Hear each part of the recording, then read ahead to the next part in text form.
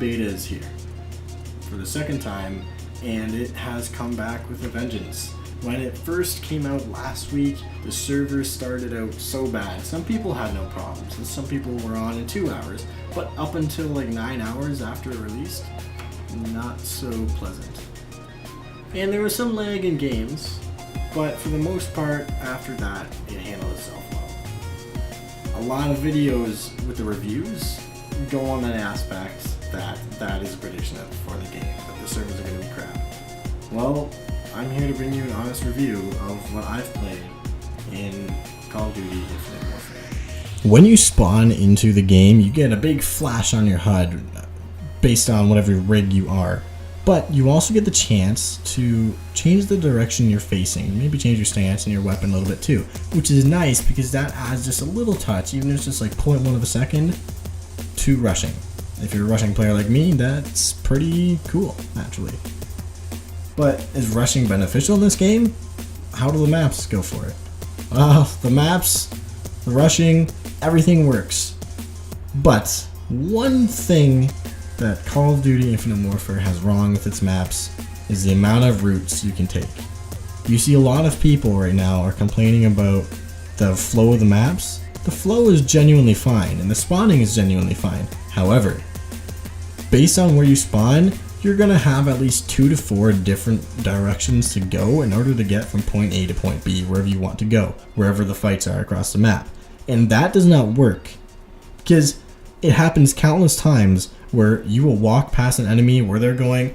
I've even seen it where 2 whole teams have crossed each other without even firing a shot because none of them saw each other, because there's so many routes.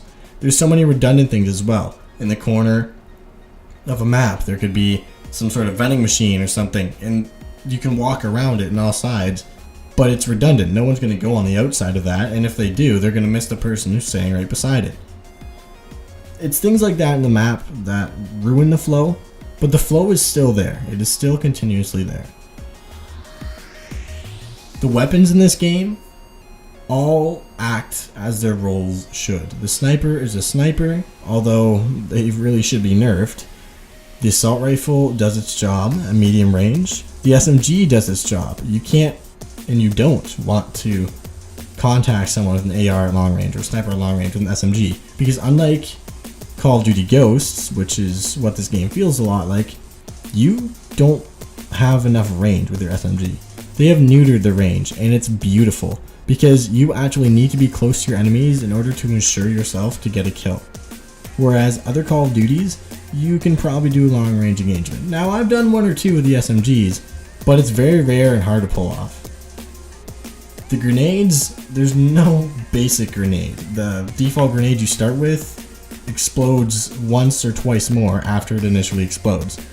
It does less damage per explosive, but it still hits a large radius, and I just don't know why they didn't do a normal grenade. There's also seeker grenades, which go out and fly towards your enemy. There's these little spider grenades that are kind of like mines, but not at the same time because they don't stay for a while.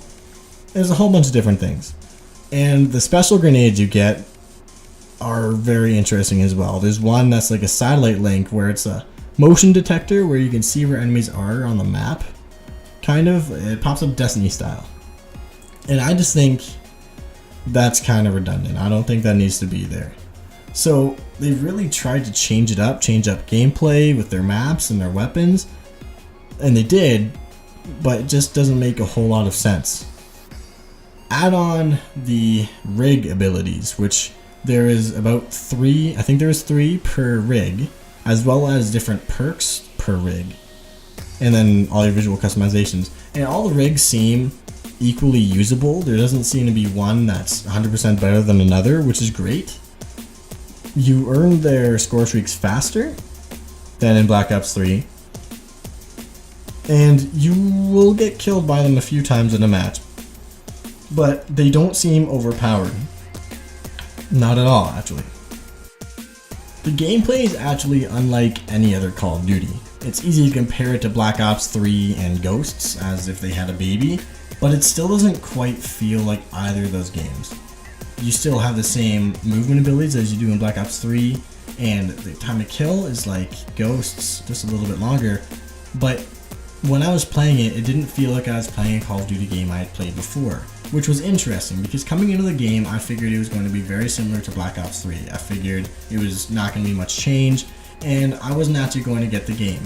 After playing it, I see the error in the fact that it really doesn't play like another Call of Duty.